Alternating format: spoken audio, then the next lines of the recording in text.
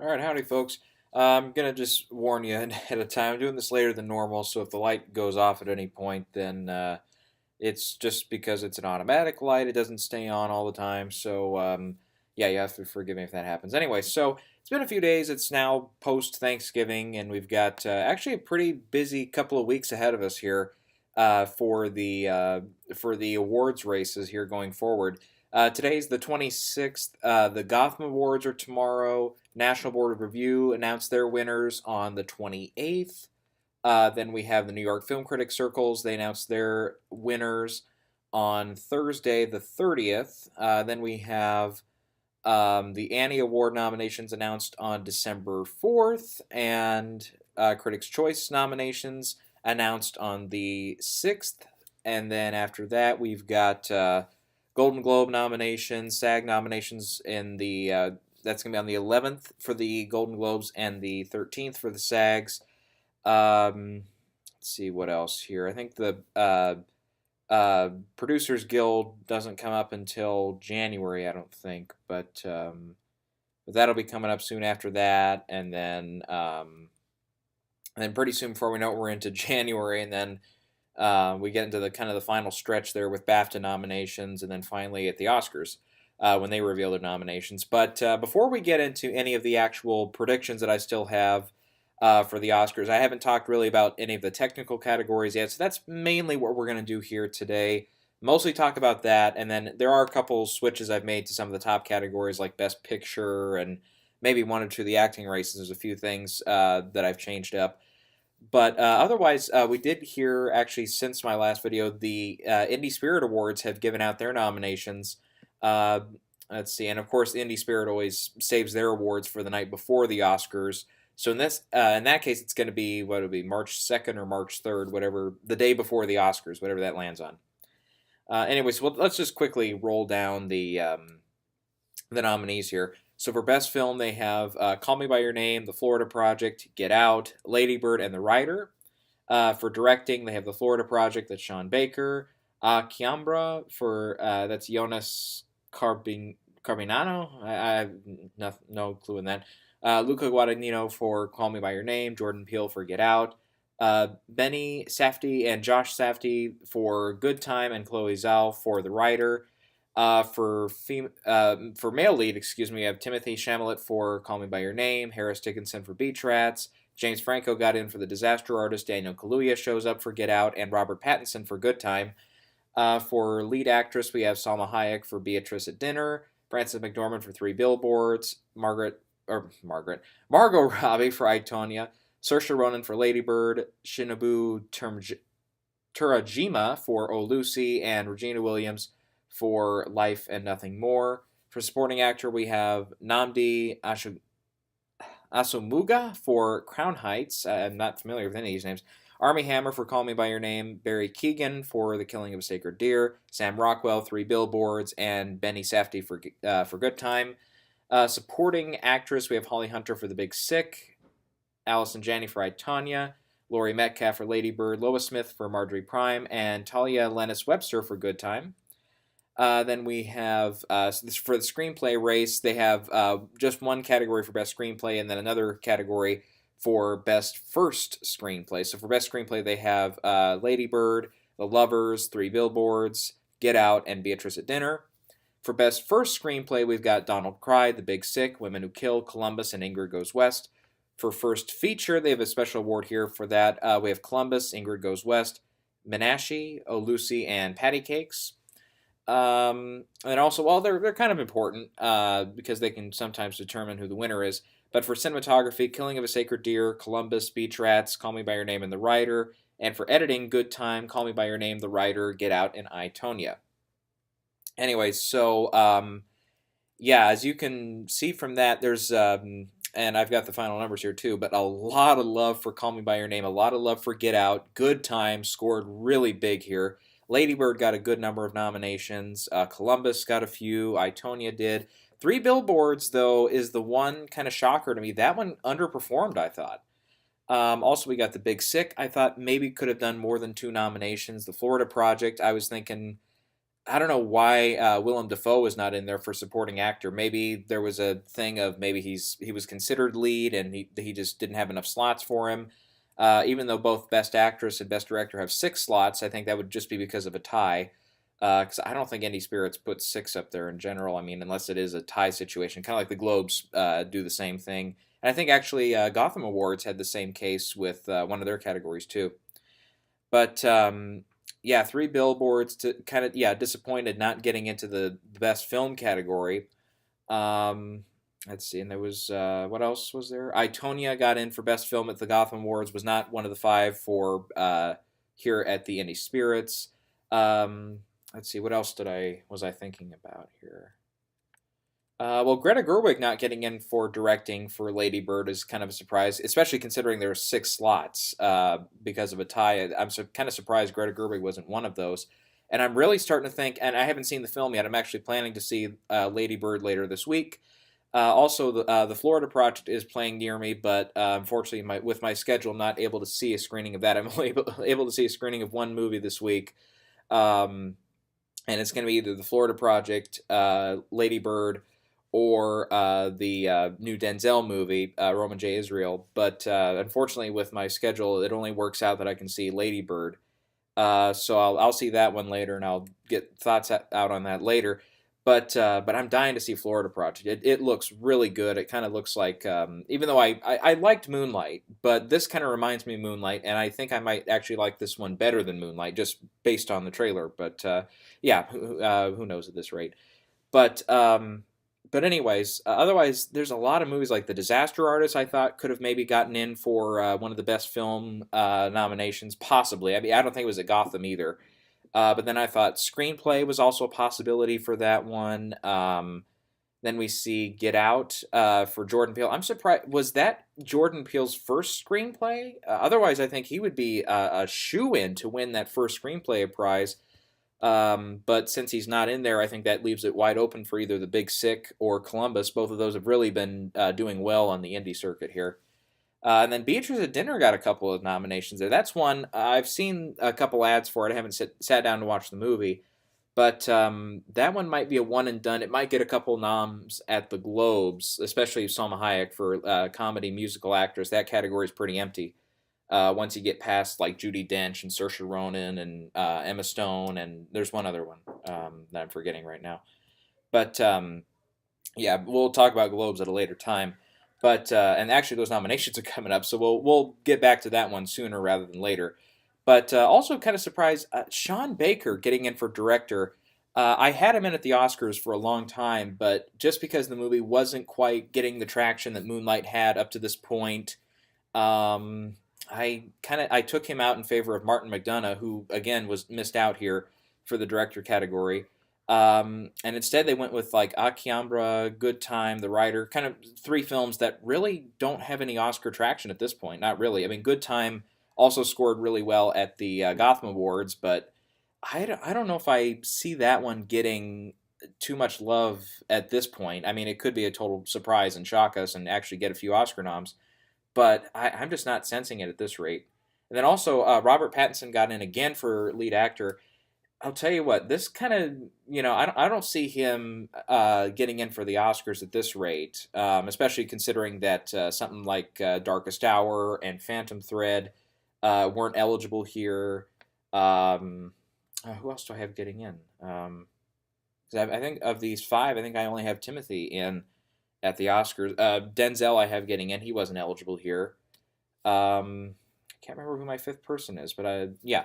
Anyway, but I see somebody like James Franco or possibly a Robert Pattinson. They could get in for the Globes. They could get in maybe for SAG, but I don't see him going all the way to the Oscars at this rate. I could be wrong about that, of course, but there's usually like a Jake Gyllenhaal or somebody who comes in and really kind of out of nowhere starts getting all these nominations. Sometimes they do miss out at the Oscars, but like Viggo last year, Viggo Mortensen for Captain Fantastic, I didn't see him getting nominated anywhere when he got both his film nominated for Ensemble, and he himself received an individual nomination for Best Actor at SAG. That was a surprise.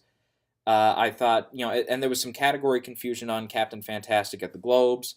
last year. It was listed as a comedy for, I guess, a good portion of the time, but then they switched it to drama kind of last minute, but he still got a nomination out of it. And then, of course, BAFTA. I mean, I didn't know if he was necessarily going to get it in there, but he did. So sometimes, somebody comes up late in the game and starts getting in everywhere.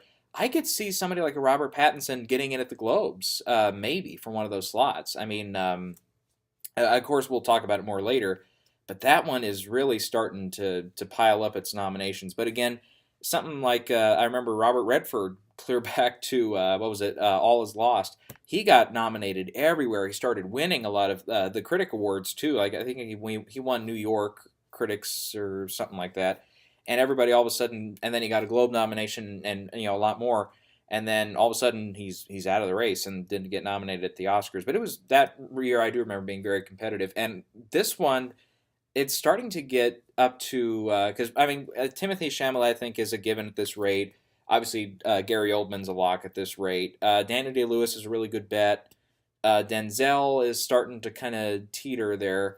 I can't remember for the life of me who my fifth nominee was. It's not Tom Hanks, but he's definitely in the runnings. Jake Gyllenhaal, right, for Stronger. And even him, I'm starting to think maybe since Stronger did come out in the middle of September and the movie absolutely made no money at the box office, even though it was a terrific performance, that one I could see getting, that might be the one that gets bumped out in favor of somebody like a Robert Pattinson, who I think would compete in the drama category at the Globes. Or at the Oscars, maybe somebody like James Franco, if he keeps up all the nominations. Maybe he can get one of those slots, but I think Franco's a very easy bet for the Globes though for Best Actor since he's in the comedy race. But yeah, so that's one thing. Another thing too that we have to think about here for the Indie Spirits Award is the past 4 years they've gotten Best Picture right. They got Moonlight right. They got Spotlight. They got 12 Years a Slave. They got Birdman. Argo was the last one they got wrong, mainly because it wasn't eligible since it was a big studio release. So if that is correct again this year, that means my current prediction for Best Picture, which is Three Billboards, that means it's not going to win Best Picture if that holds true. And also that would mean something like Dunkirk wouldn't win, and The Post, Shape of Water, Darkest Hour, those are all in big trouble if that is still the standing case. But again, it's, every once in a while, a big movie that's not eligible at Indie Spirits wins. I mean, and back in the day, going back to the early days of the Indie Spirit Awards, back to the mid 2000s, early to mid 90s, there were a lot of big studio hits that would win Best Picture that would not be eligible for Indie Spirits, and occasionally an indie actor would come in and ends up winning the Oscar, but it's becoming a lot more common nowadays for the independent movies to really score well at the Oscars and to get all the nominations and everything. Anyways, so yeah, we've got a lot on our plate here this week. We've got maybe next week will be a little quieter, but the week after that is pretty much I'll be up at very early in the morning, pretty much every day for 2 days out of the week, I guess I should say, for the live nomination reactions. I do plan to do those again. And they're some of the more popular videos just overall on my channel. So I'm glad people watch them. Even though it's early, they're long days and they're early wake up calls. It's fun to it's like Christmas every day that it happens, because you get to get excited or frustrated when you get something you want and then something you don't want gets in, or something that you want to get in doesn't get in. It's like presents from your aunts and uncles. It's like, oh, I like that, or oh, that was terrible, or why'd you get me underwear this year? It's like it's terrific. All right, anyway, so I got to pull up because I recently went through and just started adding up all the numbers for how many nominations I think each film is going to get for the Oscars. Here, we'll switch gears. And as I said, Three Billboards has now become my pick for Best Picture. I had a chance to see it actually this previous over the holiday weekend. Unfortunately, I got too busy, so I didn't have time. I was going to see either that and Roma J. Israel, but just didn't have time to get to them.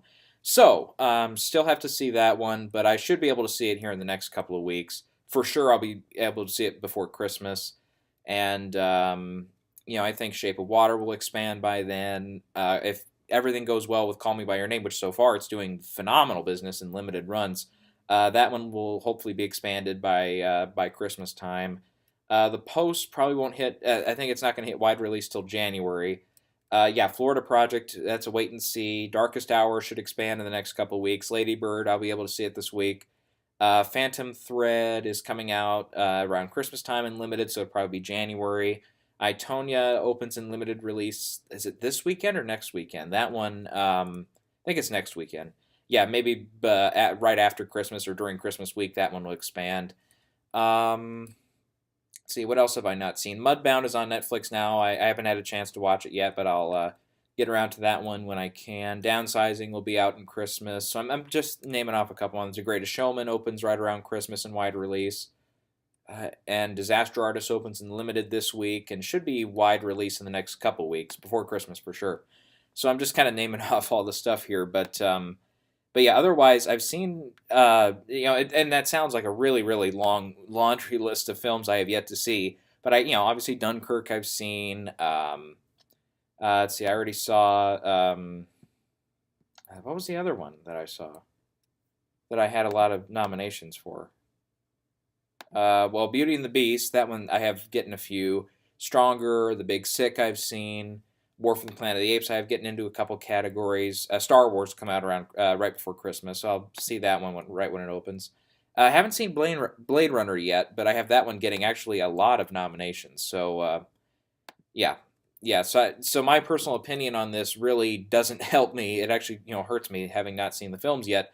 But yeah, sometimes I let that influence me a little bit. So yeah, that might help me when it actually gets to like getting closer to final nominations. But I have Three Billboards again as my front runner. I have that one getting into 6 categories. I have that one in for picture, director, actor, or excuse me, actress, supporting actress, original screenplay, and film editing. And really, other than, I mean, there's a very slight possibility that maybe Woody Harrelson gets another one of those supporting slots. And then some people like the cinematography in it, but I say it's looking at a maximum of 7 or 8 nominations. Call Me by Your Name, I have in second place. That one I have 7 nominations. That would be picture, director, actor. I have it in for 2 of the supporting slots at the moment. I have it in for original screenplay and or adapted screenplay, excuse me. And what was the last one? Did I have it in for editing? Maybe. Let's see. I didn't. I wrote down just the number, so I don't have the categories listed here. Nope, I don't have it in for editing. What was? It wasn't. I don't think I have it in for cinematography. What do I have it in? Oh, so it has an original song. That's right. Which I guess some people like. So yeah, that's one of them there. Let's see. I have the Post getting into 9 categories. I have picture, director, actress. I have original screenplay. I have boy, a whole bunch here.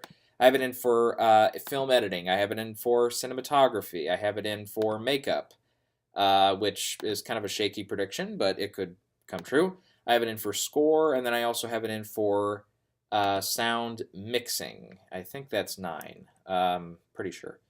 Let's see. Then The Shape of Waters. This one, I went through it again. And I'm like, damn, I did not realize it was that high. But 13 nominations at this rate.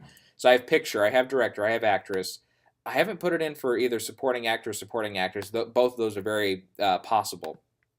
I also have it in for original screenplay, have it in for cinematography, I have it in for costume, have it in for film editing, I have it in for makeup, I have it in for production design, I have it winning score. Let's see. I think I have it in. I have it in visual effects, and I have it in both of the sound categories. So that's how we get to 13 there. Florida Project, I see that one getting in for picture, supporting actor, and I'm kind of shaky on it, but original screenplay. That screenplay category is just extremely crowded this year. I mentioned it several times, but we'll have to see there. Darkest Hour is another one I have just a whole bunch of nominations for. I have picture, I have actor, I have supporting actress.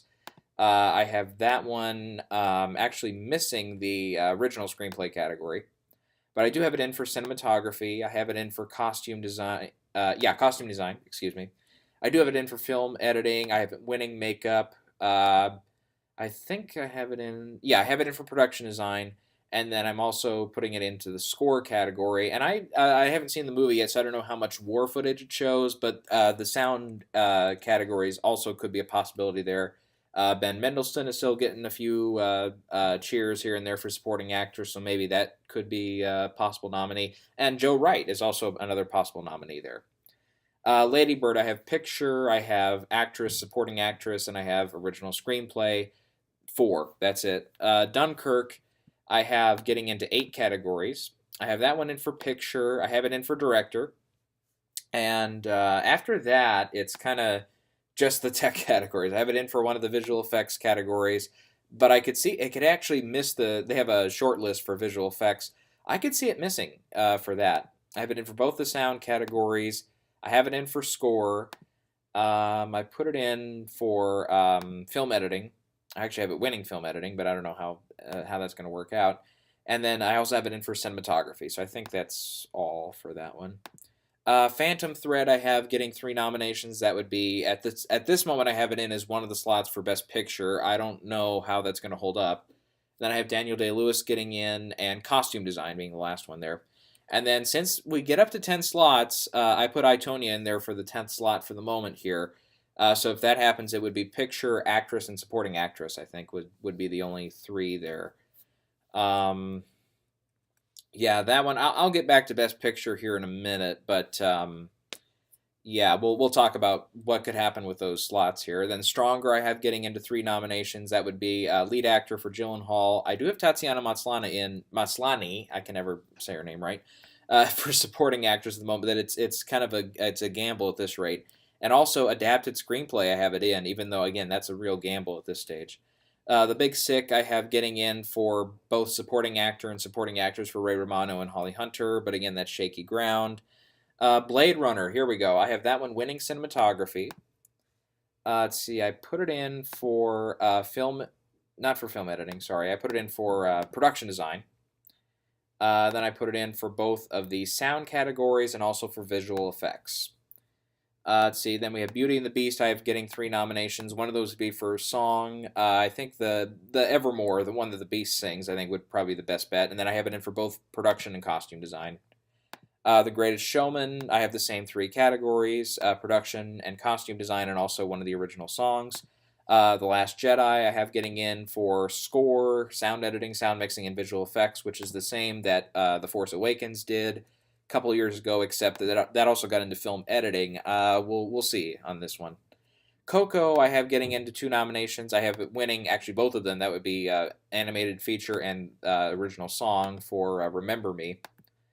And then the other one is War for the Planet of the Apes, which I have winning visual effects, and I have it also getting into one of the slots for sound editing.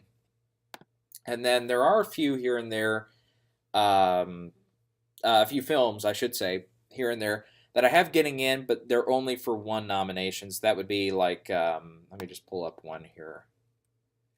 Like right now I have Denzel in there for Roman J. Israel. I don't have it getting nominated anywhere else. Let's see here. I think adapted screenplay, I have The Disaster Artist as one of the 5, but I don't see it getting, unless, again, and maybe if James Franco gets in there, maybe that's one. Last Flag Flying, I also have for one of the screenplay slots for adapted, and Molly's Game is another one. So yeah, I think there'll be a fair share of movies this year that only get 1 nomination, or that kind of sporadically show up on Oscar morning. We saw a couple of those last year, like 20th Century Women had gotten a few notices throughout the year, but it only ended up in original screenplay. Silence ended up with 1 nomination for cinematography, even though there was a lot of talk for Scorsese to get nominated, and who was it? Liam Neeson was an early front runner for supporting actor. Anyways, so so that's just a rundown of like multiple nominees in each category.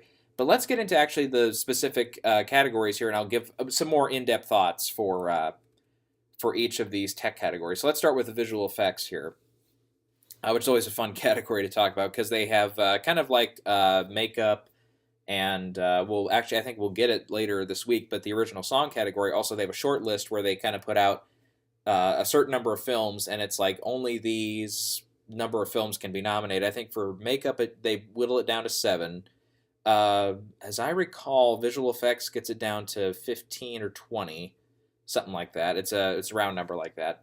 And then the song categories, they just kind of the song category, I should say. See, there we go. Let me get that back on if I can. There we go. Uh,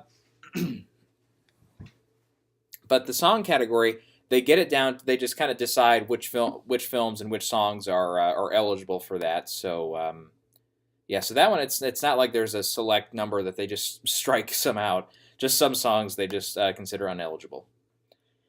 Okay, so let's go through this here. For visual effects, I have War for the Planet of the Apes winning this, followed by, if we're just ranking here, what's more likely to get nominated, then Star Wars, Blade Runner, The Shape of Water, and Dunkirk.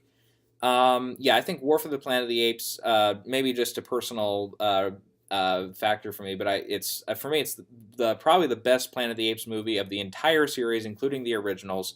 Arguably, I need to watch it again, but I liked it a lot, even though it is pretty dark and depressing at times. But it's just, I mean, the Weta Digital guys and what they've done with all the motion capture and performance capture, whatever it is. And then, of course, Andy Serkis. I mean, the kind of the godfather of all things motion capture. Um, really, I think it would be outstanding if they win, and then 3 seconds later, after they've all the winners have gone up and accepted their trophies, they walk off stage, and then somebody comes out and says, "And additionally, we would like to present an Oscar for a special achievement to Andy Serkis for all the work he's done over the past, it's nearly 2 decades now, for all of the work that he has done." I think if something like that happens, if he gets an honorary Oscar, that would be incredible. And I think that would make up, because I know a lot of people are screaming for him to get nominated for an acting category here and there. But again, we're as many people have argued before, it's just a case of, okay, so if he gets the Oscar, does just him, or him and all of his personal team that helps him, or who gets it, And that's kind of a big question, because he doesn't do it all on its own. It's not like he does the performance and then he goes back and he personally does all the animation stuff on the computer. No, it's hundreds of people, maybe thousands, that really make Caesar come to life. So that's, I think, part of the big problem with him getting a nomination just single-handedly in a category like supporting actor or lead actor. So I think that's part of the problem why we haven't seen him get nominated in a major category before, is just all that. Anyway, so but I think just the fact that it is the final one in this newer trilogy, and arguably it's just outstanding work that they did, and arguably, yeah, the best that they've ever done for that kind of effect. Then Star Wars is always a good bet here. Blade Runner is always a good bet. Kind of the sci-fi films, and Denis Villeneuve, of course. Surprisingly, his film Arrival did not get in for visual effects last year. Then you got Shape of Water and Dunkirk in here, and they always, if it's possible, they throw in a couple of Best Picture nominees in for the visual effects category, kind of like Gravity or Hugo, of recent years. And sometimes they do end up winning just because of their Best Picture clout in the end, but we'll see there. Yeah. Aside from those five, it gets a little picky after that, for me at least. Because I know Beauty and the Beast, some people have been talking about. I just didn't think the effects on that looked good at all. Let's see. People talk about Guardians Volume 2 since the first film was nominated. It's a possibility. Downsizing will be kind of more of a Best Picture clout kind of film that has a few effects in it. We'll see if it can get there. Otherwise, one that I really liked this year that nobody saw was Only the Brave. And yeah, its visual effects are very sparse, very few and far between, but they do look very good and very convincing. So, yeah. So I'd love to see that one get a nomination, but I think the five I've got, I think I'm set on them, unless one of them misses out on the short list. Okay, let's move on to the sound categories now. We'll kind of work our way up to cinematography, which I think is short and sweet, hopefully, when we get there. But anyways, for sound mixing, I think Dunkirk will win both of the sound categories. So I have that one winning, then Blade Runner, then Star Wars, The Post, and then The Shape of Water. Anyway, so the reason I'm going with Dunkirk is simple. It's a war movie, and the loudest movies and the war movies tend to win these categories. Like Hacksaw Ridge won this category last year. Gravity won both of these awards. There's a great number of past examples there. Blade Runner and Star Wars kind of go hand in hand here. The reason I'm putting The Post in is this is one I missed it in 2015 with Bridge of Spies, but Bridge of Spies got in for sound mixing, and the Spielberg movies like Lincoln got in, and I think didn't one of the other. I'm trying to think of what it was now, but yeah. But Spielberg movies tend to do very, very well in the sound category, especially sound mixing. I don't know, and it's only a few screenings of The Post have happened so far, and they've liked it so far. All the people that have seen it, but I don't know how much actual. If we're going to get much Vietnam War footage, there was a little bit in the trailer they put out, but I don't know if it's just one scene or if it's multiple scenes or if it's scattershot throughout the movie. But we'll see. It could actually have a shot of getting into sound editing as well. So I have it in for mixing because British Spies got in, and it's really just traditionally Spielberg movies get in for one of the sound categories, especially sound mixing. And then Shape of Water I have getting in just because it's a Guillermo del Toro movie, and the crafts departments of the Oscars really like Guillermo del Toro movies, so that's why I have one of those slots. Again, we could see something like I have War for the Planet of the Apes getting into the sound editing category. That's a possibility for sound mixing as well. Also, a Beauty and the Beast is also in here as a possibility because it is a musical. Same goes with The Greatest Showman. Now we've seen different types of capturing the sounds in musicals over the years here, but recently they've liked the live performance capture. That one for Les Mis a couple years ago, actually 5 years ago now. Wow. But I think Beauty and the Beast was one where they just recorded it all in studio and just kind of looped it in editing. So that probably, if that happens also with Greatest Showman, which I don't know yet how that one worked out, but if it is the looped in later one, those tend to get nominated for sound editing or sound mixing, in this case sound mixing, but they don't win usually. I mean it's unless it's a sweeping factor, but I don't see that being the case for either of those two. And then sometimes Pixar and the animated movies get into the sound category, so Coco is also one to consider there. Okay, now for the sound editing, pretty much the same five except throw out The Post, and I put in War for the Planet of the Apes in this case. Now there is one here I'm seeing some people really taking a liking to it, and that's Baby Driver for sound editing especially. Sound mixing is also a possibility there, but mainly for all the car sound effects and the bullets and all the shootouts and stuff. And I mean, I get the love for it, and I do really like the movie, but I just don't know if that movie's on the radar for the Oscars this year. And then also, I mean, we mentioned it a few weeks ago, but like Kevin Spacey's in it, and you want to stay away from him this year if you're really on this bandwagon that I've been talking about, where they don't want to support any of that at all, anything like that. So, that's. I mean, I get the sentiment behind it, but I just don't think Baby Driver's on their radar. And especially if it's not getting, like, if it doesn't get any love at some of the early critic stuff or anything like that, then I just don't see it getting any love at the Oscars. Now there are a couple. I already mentioned Only the Brave. It also for sound editing. It's kind of like Deepwater Horizon from last year. I always mention it, but I can never remember the name of it. But it's Mark Wahlberg, on the oil rig one, and that got into I think both visual effects and sound editing or sound mixing, one of the sound categories. So Only the Brave is kind of the only movie this year that's like that. And I had it in earlier this year for Best Picture and Supporting Actress and Adapted Screenplay, but it's by Sony, and I think Sony is missed the boat on this one. I have not seen any active campaigns for it. As far as I know, no screeners have gone out. Sony is just leaving this one alone, and maybe just because it didn't do well at the box office is the only reason. But again, I've told this story before, but I actually saw this one way early. I saw it a week early before it went out into wide release, and I absolutely love the movie. It's one of the best three of the year, and I guess Sony's just not backing it. And the kind of a similar thing happened to me back in 2013 with The Spectacular Now, which was coincidentally another Miles Teller film. But that one, the studio A24 at the time, nowadays, of course, they're a force to be reckoned with at the Oscars and for the campaigning and stuff. But they just didn't have a campaign for it. They just didn't back it. So I think the same thing happened with Only the Brave, which is why I had to kind of pull it from everything. Because even though Jennifer Connelly deserves a slot, at least from what I've seen this year, for supporting actress, because she is truly magnificent in the movie. And anybody who's seen it, please let me know if you feel the same, because I thought she blew all the guys in the movie out of the water. She was magnificent in that. But it's just if they don't back it, it's hard for it to get any traction. Also, one more to talk about here would be like something like Darkest Hour for both the sound categories. Again, depending on how much war footage is in the movie. And I haven't got a chance to see it yet, so we'll see on that one. But if it does, I might be convinced to throw it in for one or the other, or maybe both. Okay, for original song and the song categories, I'm always kind of, I just kind of go with what everybody says. I kind of just go with the trends on this one since I'm not always high on these. But Remember Me from Coco is the front runner right now, so I'll stick with that. Then The Mystery of Love, Call Me by Your Name, Evermore from Beauty and the Beast.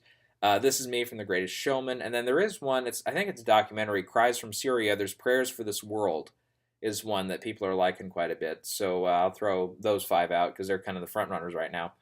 Have to consider it, but 50 Shades Darker has an original song, I Don't Want to Live Forever. Do they have that one? I think they have another one, don't they? Because the first 50 Shades movie had 2 or 3 songs in contention, but it got 1 nomination out of it. And then one that I do want to mention, though, that I think should be way more considered than it is right now, is The Promise. It's Chris Cornell, who, of course, passed away earlier this year. I saw The Promise when it opened, and it was a movie I just didn't care for it. But I remember when the closing song came on, it was actually shortly before his death was when the movie came out. I remember the song stuck with me, and I was like, I know that voice. It's Chris Cornell. And I even though I had, it was a case where I was seeing The Promise and then like 2 or 3 movies afterwards.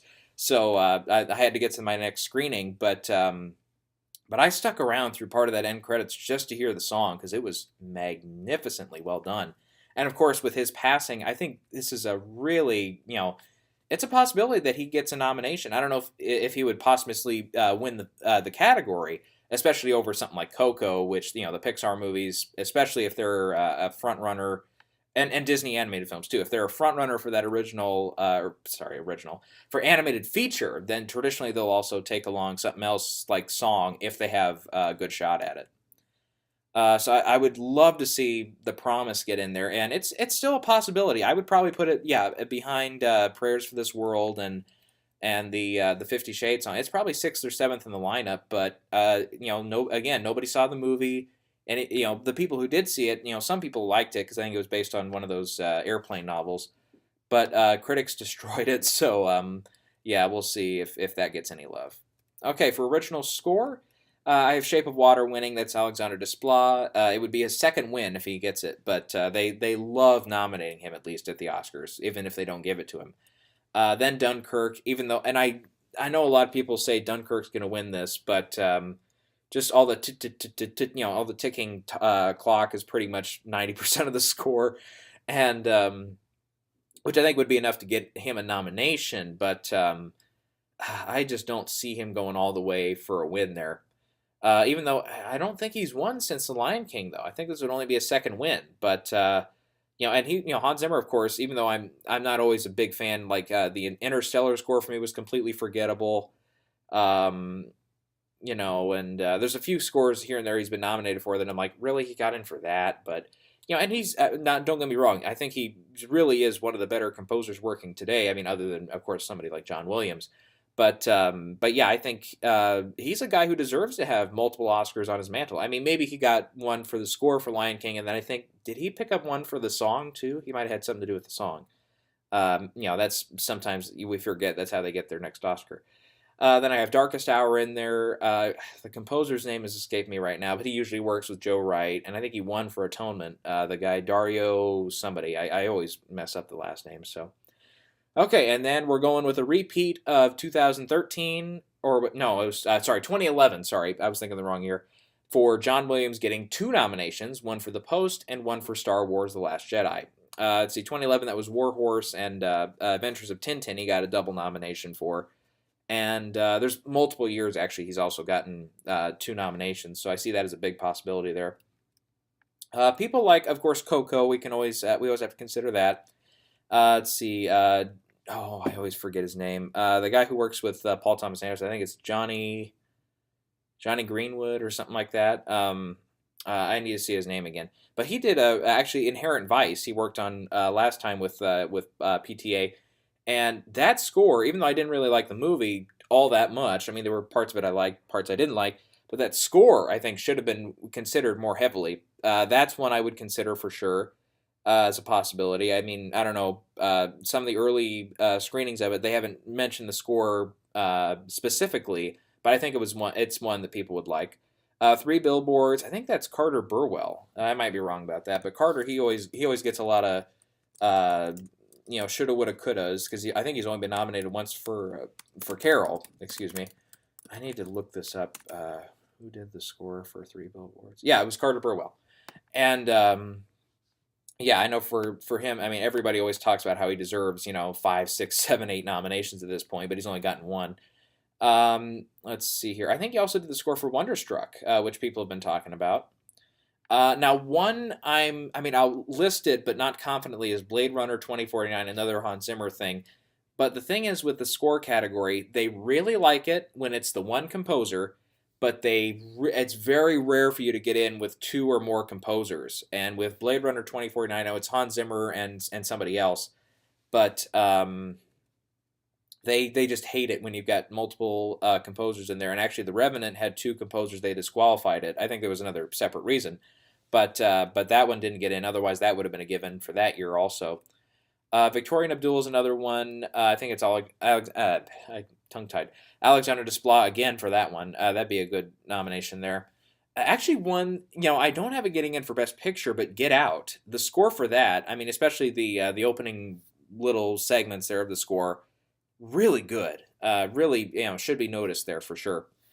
And then we've also got War for the Planet of the Apes is another Michael Giacchino score. I mean, unless it's Up, he doesn't get nominated, it looks like.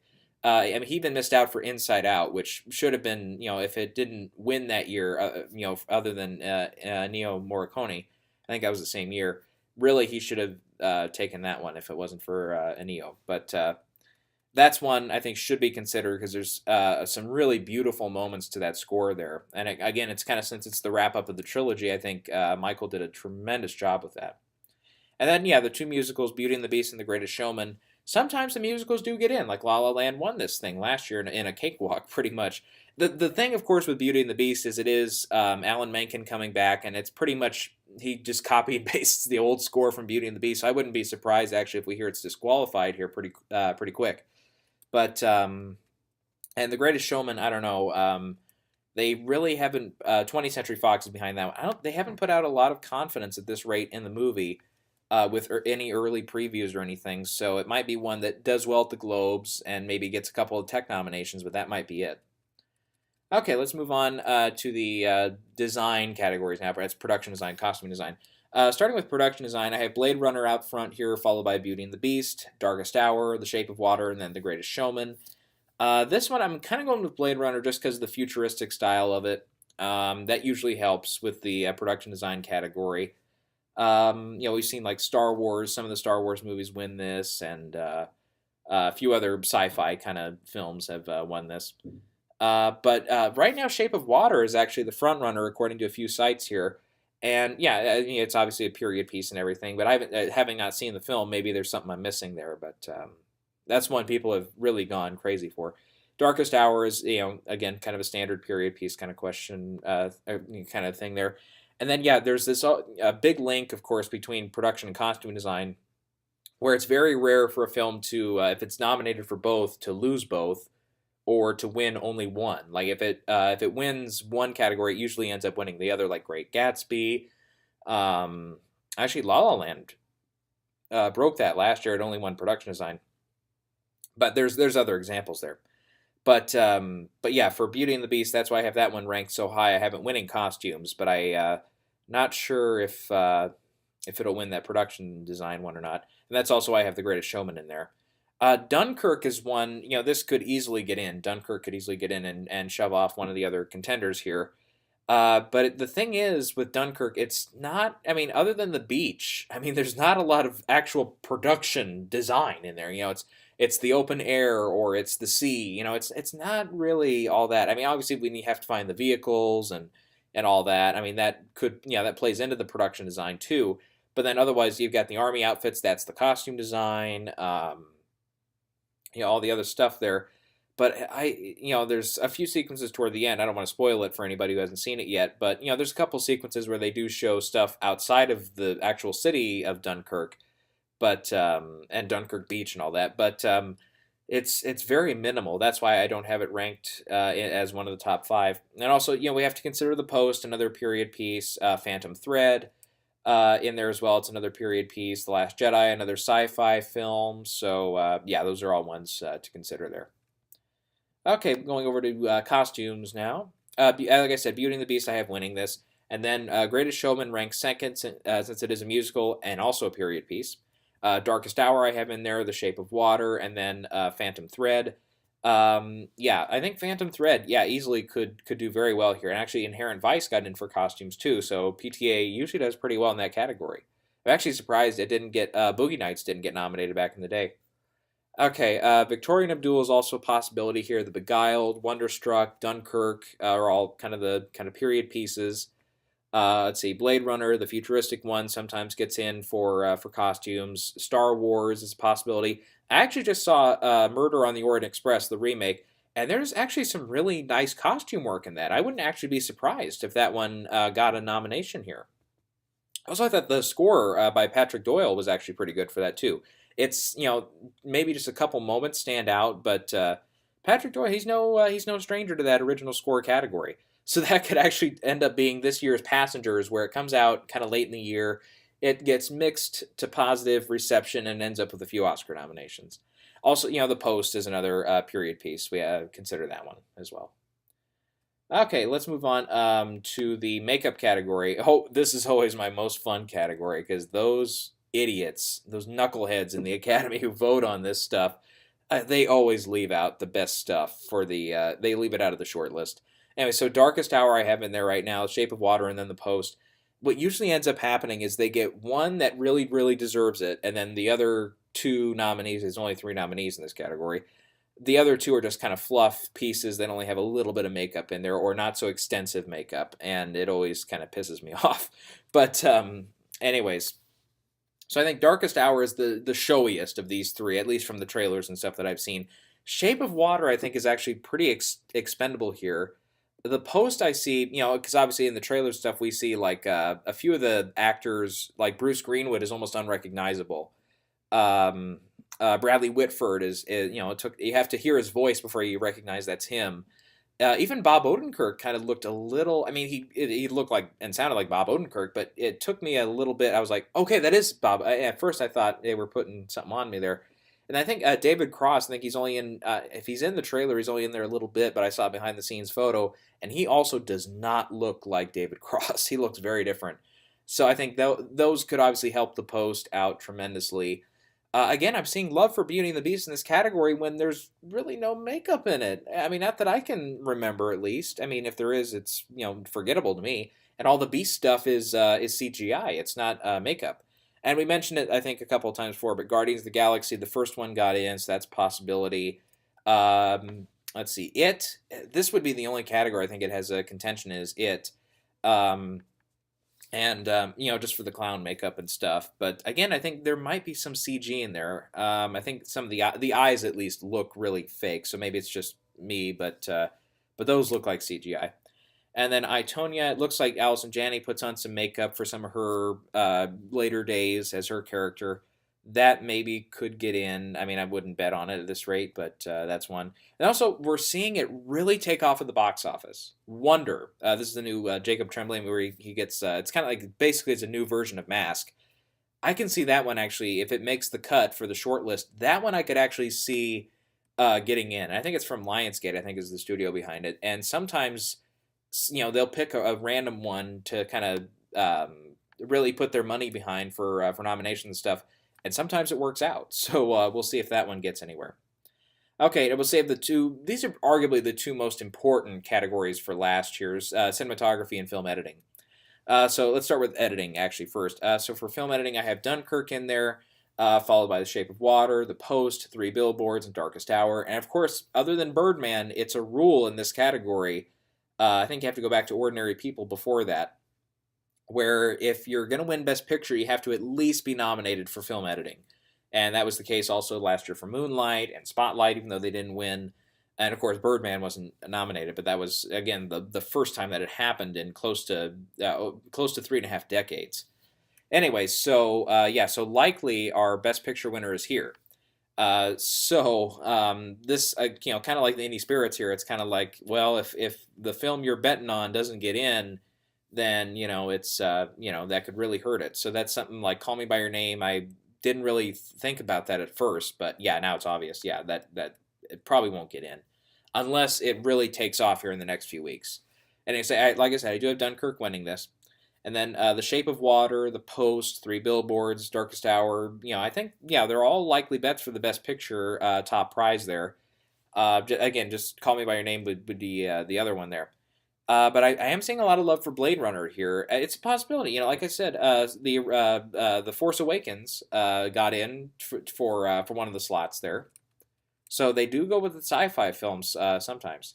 And then also they kind of like sometimes the action movies get in here, like The Fugitive, I believe, was a nominee here. Hunt for Red October was a nominee. Die Hard, I believe, was a nominee back, and this is kind of back toward the 80s, of course. But yeah, sometimes the action movies get in. So that's why something like Baby Driver, I could see it actually being a nominee here. I mean, I'm not betting on it now, but it's certainly one to consider there. Also, one thing though is I, Tonya. I think some people that have seen it really like, and who really like the movie, have been saying that the editing is also really, really great in this. So that's one. I mean, it could sneak up and get in, but that's one to mention there. And The Last Jedi. Hey, The Force Awakens got in for one of these slots, so we'll see if Last Jedi repeats. And then the last thing would be Get Out. Which I see some people are putting in, and I think it's just in the hopes that it gets one of those Best Picture slots. But yeah, I'll just say this. Right after I did the last video there, I switched around Best Picture a little bit, and I kind of looked at everything again. And for a moment, I put Get Out in as one of the 10 slots. But then I thought about it, and I only had it in there for like a day, and then I thought about it, and then I'm like, well, here's the thing with Best Picture. Unless it's Selma, which was a real anomaly from a couple of years ago, your Best Picture nominees all have to be multiple nominees, like 3 or more. I think Brooklyn. God damn it! There's a light again. See if I can get it switched back on again. Okay, good. Anyway, sorry, that interrupts me all the time. So, anyways, Brooklyn, I remember, was from a couple of years ago. That got 3 nominations. Room only got 3 nominations, or 4. That one got 4. But usually, yeah, 3 or 4 is the bare minimum here for Best Picture nominees. For other than including Best Picture, excuse me, you have to have at least 3, unless it's something like Selma, which only got Song and Best Picture. But really, I mean, they like their Best Picture nominees to be this and this and this and this. And you list it, and it's always 5 or more for a lot of them. So my problem with Get Out is, okay, film editing, it's, it wouldn't be the most outlandish thing ever. I'm not betting on it, but okay, that's 1.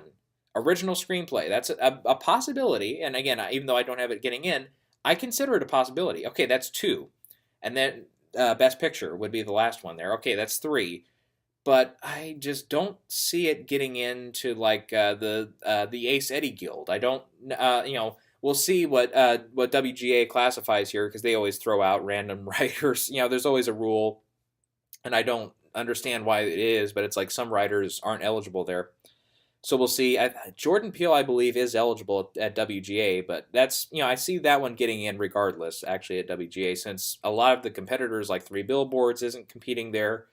I thought I also saw the Lady Bird is also going to be ineligible.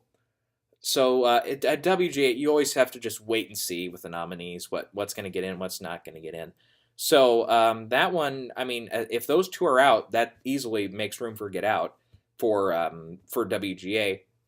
But I don't know, and I don't necessarily see PGA going with Get Out, even though they did nominate Deadpool last year. That was kind of a surprise. Yeah, I mean, it's it's really going to rely on a lot of other guilds and stuff before I really start betting on it heavily. And even though, yes, it has now been classified officially as a comedy at the Golden Globes, I've just heard from one source, and so I'm not going to take it to heart yet, but I've heard from one source that the Hollywood Foreign Press really did not care for the movie. At least some voters in the Hollywood Foreign Press did not like Get Out, or they didn't get it, or they just didn't respond to it. That's only one source, so I can't go with it completely. But that, I mean, if that really affects it, if it can't even get in for Best Picture at the Globes in its separate category, then I think it's in for really big trouble when we get to the Oscars and some of the other precursors there. So that's kind of the reason I pulled it out, because I didn't, the original screenplay race is so crowded, and they love getting the Best Picture nominees all the screenplay that they can, and especially this year, since really Call Me by Your Name is the only one that I have getting in for Best Picture that's in the adapted screenplay. That means that the other 9 that I have getting in are competing in that original screenplay race. Plus there's Get Out, plus there's The Big Sick, plus there's Downsizing, and all the other ones there that are competing in that original screenplay category, like Baby Driver actually I think has an outside shot. You have all these other films that are competing for 5 slots, so that's 12 or 13. And Get Out, yeah, is one of the 13, but man, that's a lot of stuff to get over. And as we've seen, like Nightcrawler, the year Nightcrawler got in, I think the other 4. Let me just double check this quick, because I might have this wrong. I'm at 87th Academy Awards, if I'm remembering it right. Yes, let me see here, because that one I remember that was the only nomination it got. Then you had Grand Budapest, Boyhood, and Birdman also in the picture race. And then Foxcatcher actually was one exception there. It got in for director, but not picture. But the problem with that is, over on the adapted screenplay side, you had The Imitation Game, that was a Best Picture nominee, Whiplash, a Best Picture nominee, Theory of Everything, a Best Picture nominee, and American Sniper, a Best Picture nominee.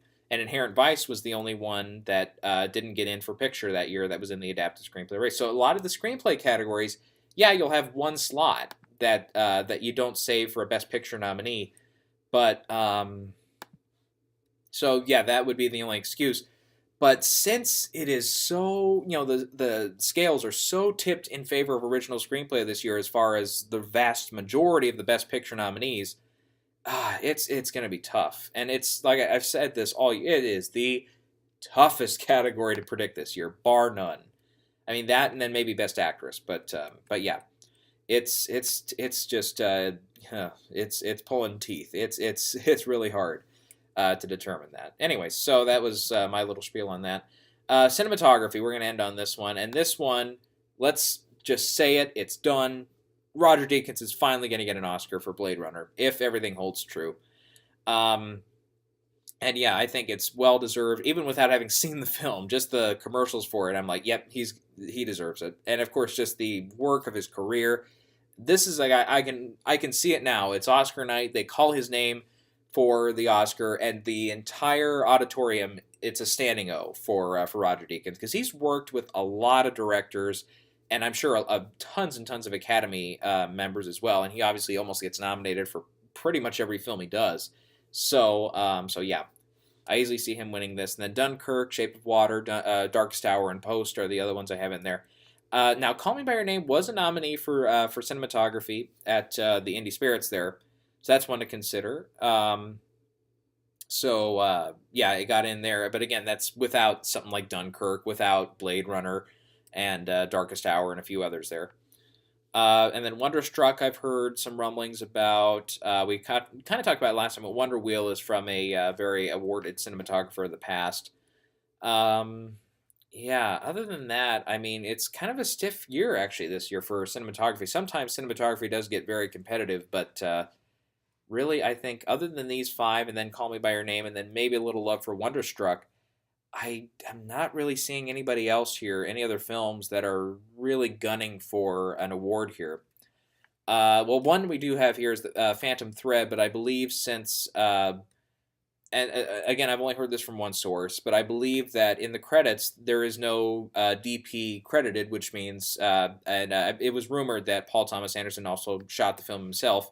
Since there is no DP mentioned in the credits, if that one source is correct, then it's disqualified. It can't get in. So if that is correct, I don't know if that's necessarily true, or if it's just one source that's incorrect. But yeah, that would cripple its chances for sure. Anyway, so yeah, how long have we got on here? This has been quite another hour. Jeez, I can go on and on about this, can't I? I can just talk about this ad nauseum. But yeah, again, we'll mention it here. But the Netflix factor, I think that's Mudbound is one. I haven't seen it yet, but I've heard nothing but great reviews out of it. Again, I'm not going to predict it because Netflix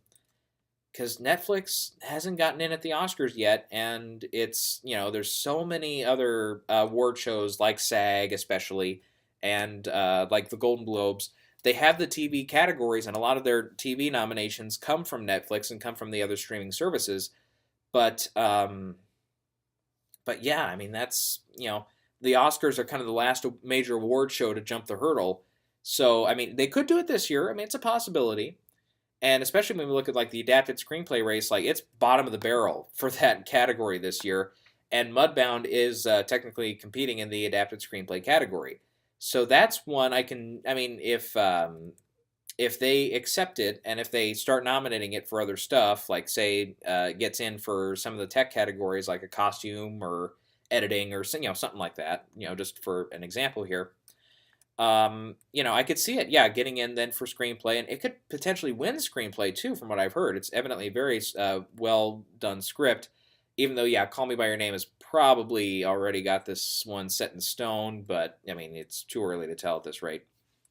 Anyways, but I mean, other than those, The Beguiled, some people liked. Wonderstruck is in the adapted category.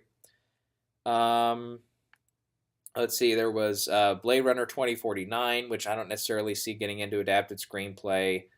And then the only other one I think would be All the Money in the World. But that one, we haven't seen a lick of film from it yet after it's been touched up now with Christopher Plummer in it. So who knows? Maybe they changed some stuff with the script. Maybe it was not a great script to begin with. Who knows? So that one we're kind of just, chomping on the bit to see what that one's going to look like. But yeah, that's that one. Otherwise, yeah, the only other update I think I would have here would just be, yeah, that I put Ray Romano back in for supporting actor. Again, not confidently, because it's anybody's bet at this rate. Because it's like Sam Rockwell is a very very easy pick here. Willem Dafoe is the front runner, so that's two, and then probably Armie Hammer, I would say, especially after the Indie Spirit nomination. He's a really good bet. And then Michael Stuhlbarg is also in Call Me by Your Name. He's one that people have thrown around. But word on the street is it's really just, he's in the film periodically, but it's really just one scene where he finally gets to shine that could get him the Oscar nomination. Sometimes those one scene performances, like Jane Fonda in Youth from a couple years ago, it's not enough. It doesn't get him the nomination. So that's three, good bets at this rate, and that leaves two empty slots. And I know some people really like Richard Jenkins in The Shape of Water.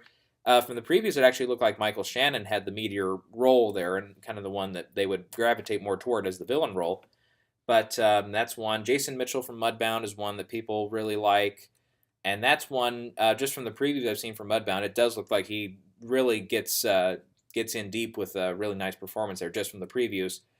I mean, other than that, I mean, for like I said, I think I talked about it last time, but Chris Plummer for All the Money in the World. I mean, if the politics really, really, really play into it this year with the acting branch, maybe they nominate him for taking up the mantle from Kevin Spacey after all the allegations came out. I mean, it's a possibility. I mean, I'm not going to completely rule it out, but yeah.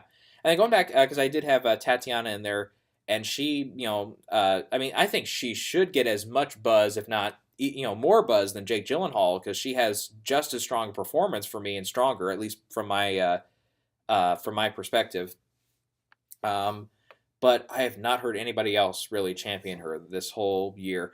Octavia Spencer in The Shape of Water is one that's been there for a long time, and I just from the trailers, I keep looking at it, and I'm like, it looks like the same amount of work she did in Hidden Figures, which, true, she got nominated for.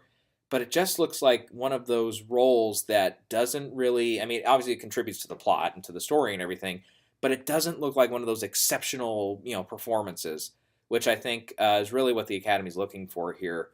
And, or ideally they want to look for, but I think Mary J. Blige in Mudbound is really making some waves. Melissa Leo in Novitiate, I think I'm pronouncing it right now.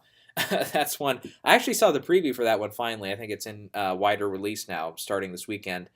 Yeah, I mean, she looks strong enough in the preview to get a nomination, but I have not heard anybody mention the movie, really. I mean, it hasn't really shown up, hasn't played well at the box office so far. I don't see it like, especially in a role like that. You also want to get some Best Picture buzz or some buzz in some other categories. I haven't heard any lick of any buzz from that movie outside of her performance. Let's see. Otherwise, I remember Hong Chow got a lot of buzz right after the premiere at Venice for Downsizing, but since then, that's all gone soft. Michelle Pfeiffer, oh boy, Mother. Yep, that's quite a that's quite a story this year.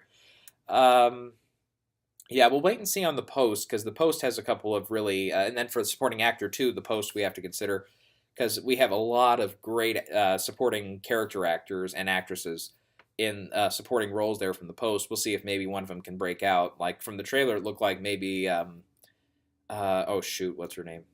Um, Sarah Paulson. Yeah, looked like Sarah Paulson maybe had a bit to do there. I think she plays Tom Hanks's wife or secretary or something. Which sometimes that gets you the nomination. There being that supporting wife or that secretary character sometimes can get the nomination there. But yeah, just for the moment, I have Stronger in there because if we're still betting on Jake Gyllenhaal getting into one of those slots for Best Actor, if they put the screener in, I think they'll notice Tatiana as well. Because I mean, Gyllenhaal, he's there. You can see it coming from a mile away. But Tatiana, it's like if you're into it, you're into the movie. That's when you really, I think, dial into her performance, and I think she does just as good a job as Gyllenhaal does without having to do any of the uh, uh, stuff that he has to do in the movie with all the physical stuff and recreating the scene and recreating all the losing the legs and having to recover and all that. And so yeah, that's one to consider there. Anyway, so I think that's about it. I mean, the only other one I kind of mentioned earlier was I'm starting to really get a sense that Lady Bird is actually doing very well now at the box office. And we've mentioned it many times, but this year it could be a big year to support women in films. And we kind of consider it sometimes at the Oscars. Sometimes we kind of overlook it. But the Oscars sometimes they want to find a film that's meaningful, that's important, that feels important. And I think Moonlight in a way felt important last year. Spotlight felt important because it kind of with the priests and pedophile priests and all that. Birdman did not really feel important, but 12 Years a Slave felt like it was honoring kind of the past several generations of African Americans in America and their kind of struggle to really be more than just African American. And it was, I don't, it's a whole big topic there, but I think that's definitely something that big time helped that film out. Even though, yeah, it was, in my top 5 that year, and it was a tremendous film. Argo felt important. The Artist was kind of just a kickback kind of movie, but The Hurt Locker, especially in the heat of the Iraq War and kind of the war against terrorism, really felt important with the PTSD stuff and the fact that it was a war film. So sometimes they want to find a film that feels important, that feels like it's in the moment. And and in a year where you're kind of honoring women in film or just women in general in Hollywood, then something like The Post would really benefit here. We've already mentioned Three Billboards really benefits from it. Shape of Water benefits from it with a female lead. And of course, a female-directed film would definitely benefit from that. So that's why Greta Gerwig, I'm really considering putting her in for Best Director.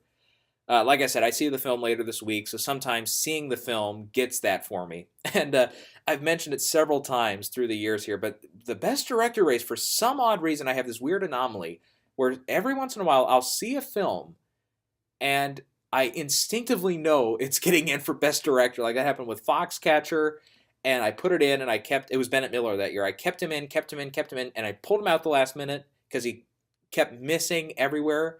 And then he got in at the Oscars right when I stopped predicting him. And then the same thing happened with Room, with Larry Abrahamson or Gary, whatever his name is, Abrahamson, from that film. And I just instinctively knew when I saw the film, I said, that director's getting in. Lenny Abrahamson, there we go. And I kept predicting him, and I think he got a couple of notices here and there. Like I think he got an Indie Spirit nomination for director or something. And I kept him in, and then at the last minute I pulled him out of the Oscar race, and he got in at the Oscars.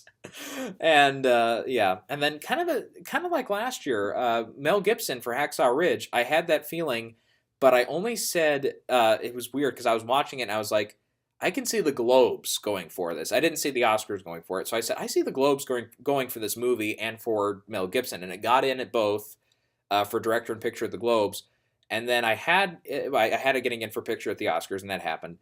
But at the last minute, I pulled out Mel Gibson, and he got in at the Oscars. So I've yet to see a movie this year that gave me that same instinctive feeling. So maybe Lady Bird will be it, but I don't necessarily think as Get Out with Jordan Peele is also one to consider there.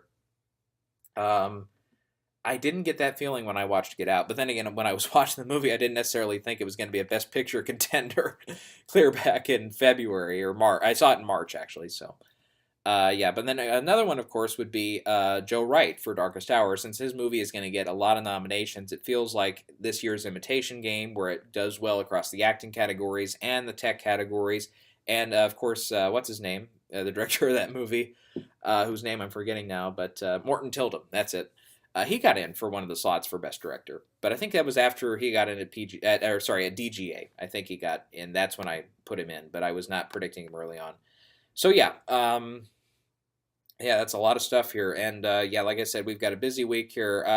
I'll talk a little bit about real quick before I sign off here. Let's talk about because National Board of Review comes out on Tuesday, and it's let's see, I'll look up because I wanted to look up a couple of the past winners here. National Board of Review, they are very very weird. As far as like which films they award for Best Picture, especially or for their top category, this will mainly be what we talk about here. But like they gave it to Manchester by the Sea last year, which was really kind of a depressing kind of movie and wasn't really a feel-good movie, even though I really thought there were funny parts to it and I thought it was the best film of last year. But from what I understand, it's really kind of the more college students, millennials, kind of people my age that really vote on this, and yeah, so they gave it to Mad Max the year before that. Then they gave it to A Most Violent Year. So it's like their track record is pretty inconsistent. Here, let me look through a couple more. Her won in 2013. Zero Dark 30 won for 2012. So sometimes they do like kind of the topical stuff. Like Zero Dark 30 felt very topical that year. Hugo, they like this. They like the classic directors. So somebody like Scorsese won there, and then Silence, I believe, got very well received last year. I think it got. Let me look through again. I think it won director. No, it was adapted screenplay. That's what it won. Yeah, and it was actually Barry Jenkins who picked up best director for Moonlight. But yeah, it's yeah, they kind of run hot and cold as far as how well they're going to predict the Oscars. It's kind of a gamble. I mean, like I said, like if Mad Max won in 2015, that's when it got nominated, but it didn't win. Ridley Scott won director; he wasn't even nominated. Sylvester Stallone won for Creed; he did not win at the Oscars. Original screenplay went to Tarantino for The Hateful Eight, didn't get nominated at the Oscars. Yeah, so that's one there. Let's see, and then we'll look through a couple more here through last year just to see how well they did. They gave Best Actress to Amy Adams for Arrival. She didn't even get nominated. Let's see here. Jeff Bridges won Supporting Actor. He didn't get the Oscar. He got nominated, but he didn't win. Naomi Harris got Supporting Actor. She didn't win. Obviously, Moonlight didn't win Director. Manchester didn't win Picture. Silence wasn't even nominated for Adapted Screenplay. They got Original Screenplay right with Manchester, but yeah. So they're not always great at predicting who the actual winner is going to be. But especially something like A Most Violent Year, not even nominated. Clint Eastwood not nominated for director. He won that year. Oscar Isaac tied for Best Actor with Michael Keaton. Oscar Isaac didn't get in. They gave Supporting Actress to Jessica Chastain for Most Violent Year. That didn't get in. Original Screenplay went to Phil Lord and Chris Miller for the Lego Movie. Didn't get nominated. They did get Julianne Moore right, though, for Best Actress, but just about everybody else gave her that. Edward Norton won for Birdman, deservedly so, I would say. But he did not win at the Oscars. So, yeah, looking at this year's contenders, and actually, well, yeah, while we're here, let's look at last year's top 10, because they always list 10 films, and they give one the Best Film Award. They had Manchester, Arrival, Hacksaw, Hail Caesars, Hell or High Water, Hidden Figures, La La Land, Moonlight, Patriots Day, Silence, and Sully. Yeah, so they actually got a lot of those right last year. They didn't have Lion in there, thank God, because I hated that movie. So they had Manchester, Arrival, Hacksaw, Hell or High Water, Hidden Figures, La La Land, Moonlight. That was 7 out of the, or and they didn't have Fences in the other, so they had 7 out of 9 for the Best Picture nominees. So usually that's pretty close. Let me look through. Let's see. Yeah, sorry to prolong this even more. But 2015, they got a number right as well because they had Mad Max, that was a nominee, British Spies, Hateful Eight, or sorry, The Martian, that one got in, Room, and Spotlight got in there. So that was 5 out of 8. I think they missed The Revenant, they missed Brooklyn, and what was the 8th one there? It's not coming to me, whichever one it was. But actually, let me look through here. Maybe it got something else. Nope, it's not coming to me. All right, so they got 5 out of 8 that year. 2014, they actually got American Sniper, they got Birdman, they got Boyhood, they got Imitation Game, and that was it. So they only got half of them that year. They missed Selma, um, they missed a couple of them. Again, it's I'm trying to reel through my brain of what else got nominated because it's all through the different years. 2013, they actually got a lot right. They got Her, they got 12 Years a Slave, they got Gravity, they got Nebraska, Wolf of Wall Street. Man, that's less than I thought. They didn't get Dallas Buyers Club. They didn't get. Let's see, what would the other one be? God, like I said, it's. Man, this is really messing with my head here, trying to remember every last thing that was nominated. But 2012, they got Zero Dark 30, they got Argo, they got Beasts of the Southern Wild, they got Django, they got Les Mis, they got Lincoln, they got Silver Linings Playbook. So they got 7 out of. Do they still have 9? No, they had 9 that year. Yeah. So that one they did a lot better at. So yeah, just through the past 5 years, let's stop there before I give myself a headache here trying to remember every last Best Picture nominee. But yeah, consistent. Yeah, for their top 10 films, they'll usually get pretty close, within striking distance of getting all of them correct. The acting races, yeah, those are hit and miss. Best film is hit and miss as far as if it's going to win the Oscar, but man, that's a tough call this year. I can see something because they kind of like some of the dark material, especially if it's on point, which 3 Billboards fits the bill for that completely. So I can see them going with that. They do like their kind of classical directors, and they're really well-respected directors. So if they got enough screenings in there for it, because I know it just recently started screening, they just got it completed at the beginning of the month, I believe. So if they didn't get it in time, the Post might miss out big time if they don't get it. Surprisingly, though, Silence got a lot of nods here, though, last year. And that one didn't make it for SAG or for Golden Globes for the screeners and stuff. So, yeah, that's one to consider there. So maybe the Post, could get a couple of slots. But, we mentioned Lincoln. We mentioned Bridge of Spies. So they like Spielberg. Dunkirk, I could easily see doing it, especially since it is the Oscar frontrunner at this point for Best Picture, even though I disagree with it completely being the winner. But, yeah, that's one they could go with easily. And then also, I think Nolan would take director with that. And there's even a possibility Nolan wins director without Dunkirk winning Best Picture at National Board of Review. Let's see. Maybe they go with Lady Bird. I mean, Her was kind of a kind of comedic love story, which I think Lady Bird is kind of the same there, even though it's kind of more of a coming of age story. I'm trying to think what else. They do like kind of the hip film, so Get Out, I could easily see getting one of the 10 best films. I don't see it winning, but it's a possibility. Okay, what else? Boy. Let me go back. I'll list off kind of my predictions again, and I'll see if something else strikes out at me. I don't know how much they like Guillermo del Toro. Maybe Shape of Water gets a couple nods here and there. I don't know if it would win anything, but that's a possibility. Call Me by Your Name is a possibility. I don't know if it's really one they would like though. Darkest Hour is even though it's well liked, it's probably one of the lower, like if we go by Rotten Tomatoes scores, it's one of the lower ones actually of a lot of the top contenders at this rate. I could actually see him not going for Darkest Hour, except maybe except for Gary Oldman probably.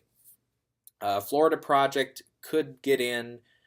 I could see him going with The Big Sick being one of the 10 films. I, Tonya could be one of the 10 films. And that freaking light keeps going off.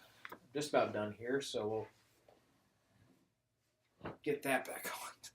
Sorry, the only way to do this is to slide the chair back without getting up and leaving and coming back. Ah, boy. Okay, let me keep looking through here. I don't know if they would go with something like Baby Driver. The Disaster Artist, I mean, especially if it's, yeah, the kind of the millennial age voting. I mean, The Room, the film that The Disaster Artist is based off of course, really rose to prominence right when kind of the current film students really were getting into like high school age, like me. That's when it really rose to popularity. So that could be one they actually go with, getting a few nominations here and there. And then Darren Aronofsky, they could go with something like that with Mother. Then we also can't forget, since we did mention it there earlier, was Zero Dark 30. Catherine Bigelow did have Detroit out earlier this year, and that one, it's gone very soft, and in its Oscar considerations at this rate, that one could suddenly sneak up and get back in there. And then also when we look at some of the nominees there, like Gotham and at Indie Spirits, Good Time scored very well there. I wouldn't bet on it at this rate. I don't know how many of them would have seen it, but that's one to maybe throw out there. I'm trying to cover all my bases, so I'm not totally shocked when they put out the list here in a couple days. What else did they liked Columbus, the Indie Spirits, and Gotham. I don't know how widely that was seen for them at National Board of Review. Boy, yeah, I think I listed about everything I can think of, but yeah, we'll see. I mean, they always surprise us. If I have time, I'll get back to that either Tuesday or Wednesday, and if there's enough substantial enough there to react to it, I'll get back to it. If not, I'll mention it later on in a later later update. All right, so that's gonna do it for now. Yeah, so we'll be busy here the next few weeks. I'll get probably a few more videos up in that time. All right.